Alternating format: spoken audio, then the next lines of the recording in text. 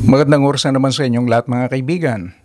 Bad news ito sa mga natuwa nung matalo si Benny Abante sa nakarang eleksyon.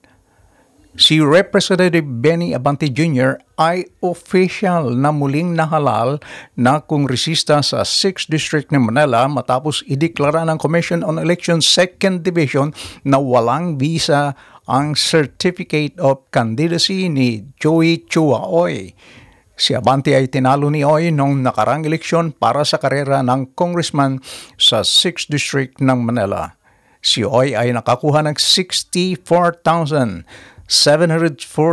votes habang si Abante ay nakakuha naman ng 63,358 votes. Ngunit dahil binoid o pinawalang bisa ang Certificate of Candidacy ni Joey Oy at dahil ang kanyang proclamation ay annulled o walang bisa, si Abante, ang siyang idineklarang panalo ng 2nd Division bilang duly elected o nararapat na nahalal na kinatawan ng Manila 6th District sa 2025 midterm elections.